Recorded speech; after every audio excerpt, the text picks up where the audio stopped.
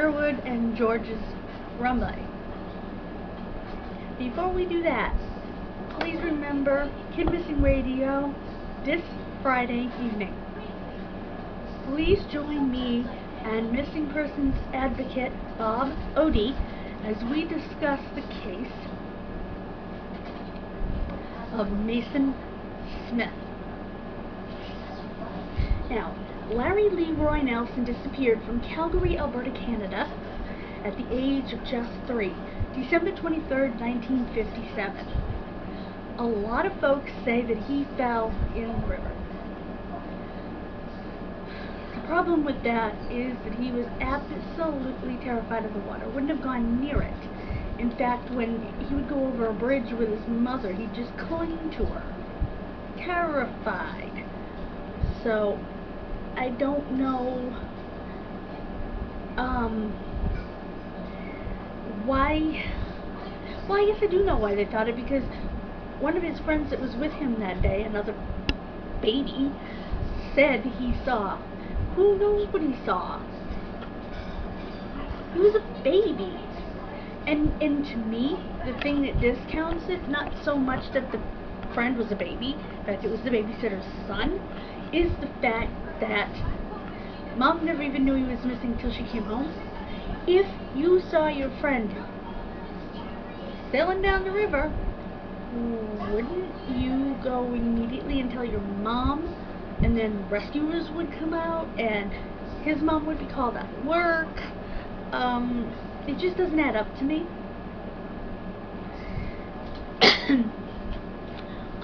One distinguishing mark that Larry had was that the tip of his middle finger on his left hand was missing. If you're my age or older, you remember old washing machines that were called ringers. They had a belt. It was actually two, and they rotated opposite each other like this, squeezing the clothes out because it didn't have a spin cycle back then. So you take them out of the washer and you put them through the ringers into the laundry basket. Or the bathtub, wherever you put them, depending on whether you were going to rewash them or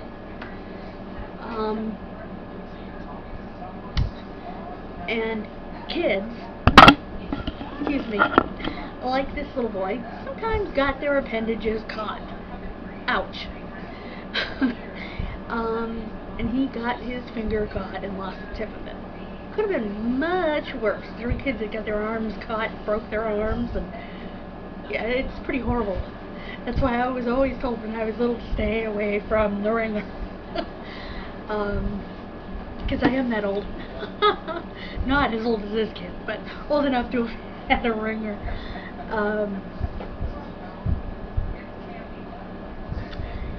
As a matter of fact, his uncle had said that he didn't believe that a fingernail would grow on the, because it's so badly damaged and the very tip up here was gone. He didn't know, and was pretty sure a nail wouldn't have grown. I don't want to give you the finger here. This is his middle finger on the finger. So it's something to look for in an adult that wouldn't change from a 3-year-old.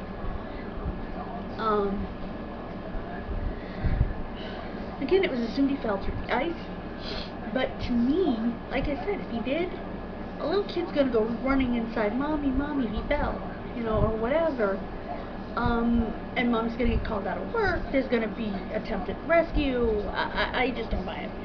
And also, if you fall through the ice into a river, if a river even froze, it seems to me that you wouldn't go downriver, at least not very far. I mean, we're talking about Calgary 2 days before Christmas. We're not talking about Florida here. We're talking about Calgary.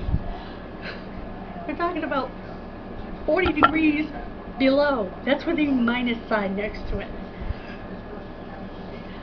I don't know that I let my 3-year-old play outside in the temperatures we're talking about in Calgary on December 23rd, but that's just me.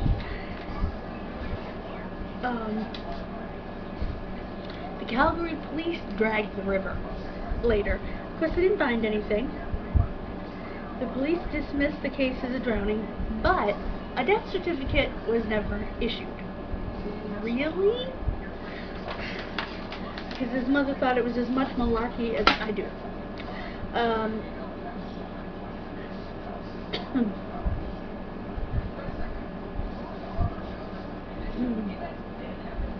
The Calgary City Police didn't have Larry's file.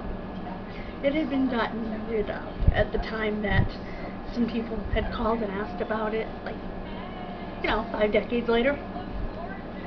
Because we are talking about 1957 here.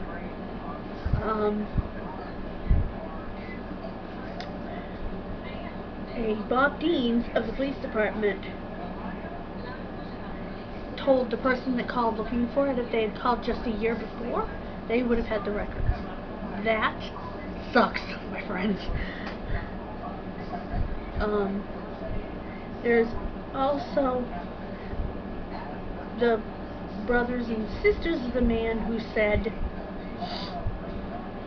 oh no, I'm sorry, his aunts and uncles were gotten hold of. His father's name was Edward Sawchuk, and his father had tried to kidnap him before. For what reason, I don't know.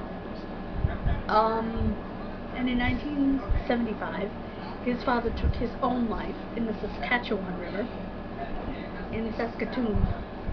I don't know, like I said, whether the two had anything to do with each other, because his father's death was in 1975. That may have been part of it. That may have weighed on his dad.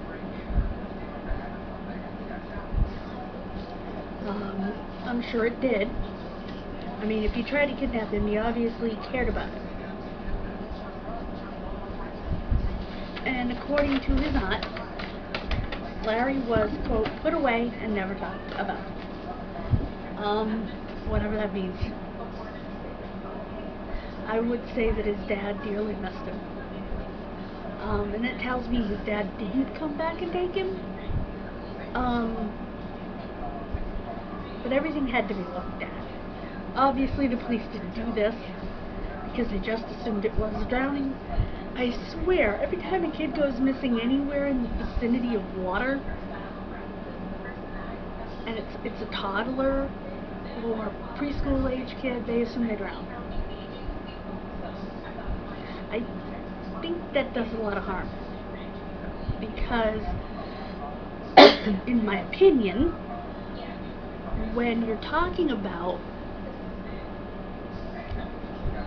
a kid that young, they could have gone anywhere, and I think you lose time when you say, oh, it's a drowning, and throw it on the back burner. I just think you do a disservice to children and to families.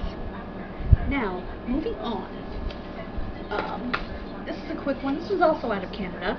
Clifford, Sherwood, and Georges Grumblay. Let me try to explain something. The reason I am not mispronouncing this name, the reason his name is Georges is because that's George in French. They say it with an S. They were missing, or are missing, from Verdun, Quebec, Canada. They went missing on October 21st, 1954, walking to school together. Clifford's mother believes that his father took him. If that's the case, where in the world is George's? Just saying. As you can see in the poster, I don't have a picture of George. There is no picture of him. However, I was in contact with his family via the Unsolved Mysteries message board at Sitcoms Online, which I highly recommend, by the way. This case was featured on Unsolved Mysteries. And I guess some of the Grumblay family wanted to be involved. They were asked, and some of them did not. So none of them were represented. I think they had a picture on the show. I am not 100% sure. But I couldn't find one, so I put a cute little picture in its place, tried to find like a silhouette or something. I didn't, but I found that cute little picture and I thought it fit, so I stuck that in George's place. Now what we know about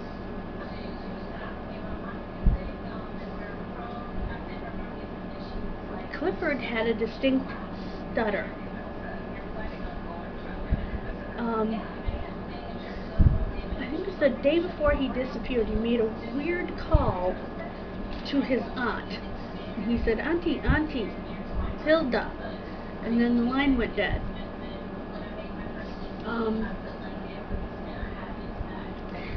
I want to read to you something that George's niece, I believe it's his niece, had written to me.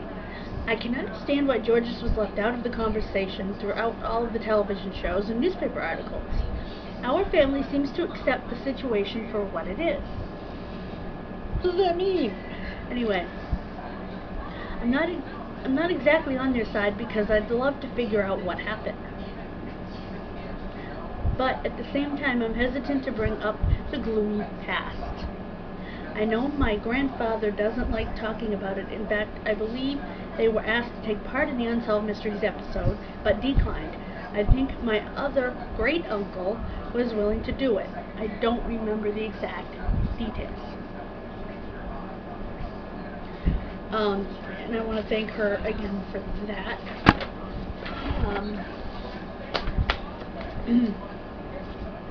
Now, I want to share something with you that I found rather shocking.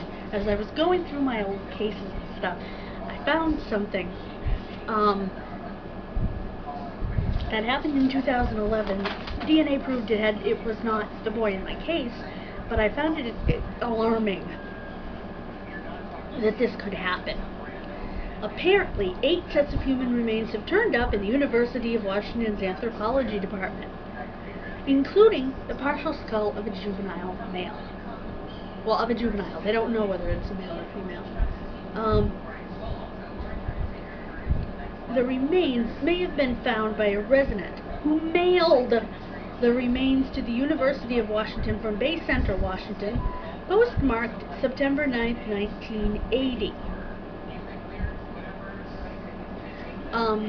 They thought it might have been Jeffrey Bratcher's skull, who went missing in June of 1974 at the age of 7. DNA, however, eliminated Jeffrey. It's startling to me that someone could pick up a piece of human remains, put it in a package, and send it off to the lab. Really? Truly? I'm sorry, that should be investigated. Because what if the person that sent it was the killer and has more remains somewhere? I mean, I don't know. I would think you would want to investigate a little more when you have a piece of a child's skull coming in the post. I don't know. I just think that that's really bizarre. And I might have talked about it on my show when I talked about Jeffrey's case. I just find it truly bizarre that you would be out walking around, find a piece of skull, pick it up, put it in a package, send it off to the anthropology department of the university in the mail, U.S. Postal Service. You know, I just find it really bizarre. Let me know what you think in the comments, because that's just weird. This is what we know about the skull. It was less than 50 years old. It was that of about an 8-year-old child. And DNA proved it was not that of Jeffrey Bratcher. Again, missing from Ocean Shores, Washington, July 15, 1974, at the age of 7. Unfortunately, these other 2 cases are not still being investigated. I wish they were. But Jeffrey's is, and just in case you have any information, 360-249-3711. 360-249-3711. Again, no phone numbers for the other 2 cases this time, because they're not investigating them, unfortunately. If you want to learn more about Georges, Grumblay, and Clifford Sherwood, I will link in the description the thread on Sitcoms Online Unsolved Mysteries Forum. And you can check that out. Please hit that like button. Please subscribe. I feel like I'm begging. Thank you for the amazing number of views that I've been getting. Again, join me Friday for Kidmissing Radio. Mason Smith. Thank you. God bless you. Keep getting those shots so we can get back to normal. God bless you, ladies and gentlemen.